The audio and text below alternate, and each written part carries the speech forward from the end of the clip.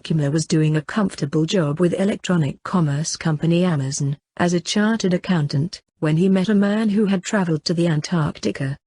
At the risk of running into an exaggeration, that encounter changed his life, or at least, altered it considerably. In 2011, the 27-year-old from Hyderabad participated in Jagriti Yatra, a 15-day-long, national train journey through India, to understand remote towns and villages through enterprise, where he met someone who had traveled to the 90th degree of the Earth. "I couldn't believe it," said Sunil. Till then he believed that only chosen ones could travel to Antarctica, one of the harshest places on the planet.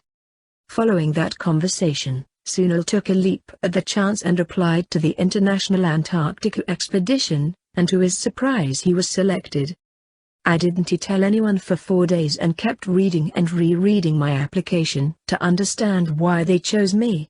On some level, I still don't know why?" he said. But, Sunil does have any idea why he was selected. He used to work as a chartered accountant, at least 9% of the board of directors of companies listed on the Indian Stock Exchange are from his fraternity.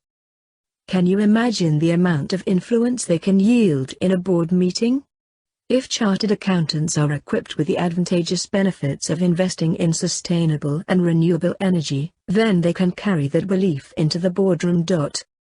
It doesn't take long, and it is certainly not difficult to gauge Sunil's passion. He truly believes renewable energy is the way forward to maintain the longevity of this planet. Before he made his first journey to the North and South Pole, Sunil was in two minds about climate change, like most people are, he says. Of course, he is a believer now. In climate change, that is, not God. I was in two minds about climate change. But when I went there, I witnessed it firsthand. I saw the Larsen and Bichel's iceberg, which is bigger than the size of Hyderabad, and it has split because of global warming. All my preconceived notions about climate change were shattered. It was a wake-up call for me, he said. There was one night on the 10-day expedition where they had the option of camping right under the stars. Sunil opted for it, which entailed sleeping without a tent, just inside a sleeping bag on bare ice. They say you can see the Milky Way from Antarctica, once in a century. And that night, he saw it. I can't even begin to explain the experience in words. During that night, ice mountains were also breaking. In that moment I realized that I am just a tiny speck on this magnanimous earth. If Mother Nature wanted to, she could have killed me that night. But she didn't. Mother Nature is so humble despite being so powerful, and we specks are so arrogant and think we can overpower nature, said Sunil. He shared his epiphany with the expedition's leader, Robert Swan, who announced at the end of the trip that Sunil will be joining him for the 2018 expedition. India can't be ignored in the world, given its growth rate and huge young population. Sunil said he realized his purpose in that expedition to bring individuals at the center of altering climate change by altering their perceptions. Everyone needs to understand, he told India Times, that global warming cannot be stopped if everyone doesn't participate, and the first step can be as simple as walking to the Kirana grocery store instead of taking your vehicle.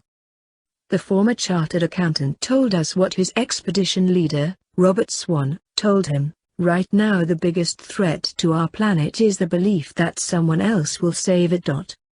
Sunil, along with lead Robert, and 10 others will embark on the world's first Green South Pole expedition for a better planet in January 2018.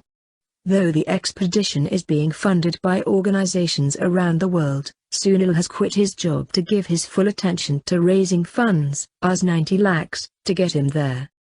Sunil will fly from Hyderabad to Dubai to Peru and then take a flight to the 89th degree, from where they will start their expedition to the 90th degree, that is, the South Pole. They are going to survive the 10-day trip solely on clean energy to show the world that living sustainably is very much possible. If it can be done in world's harshest environment, then it sure can in easier life conditions.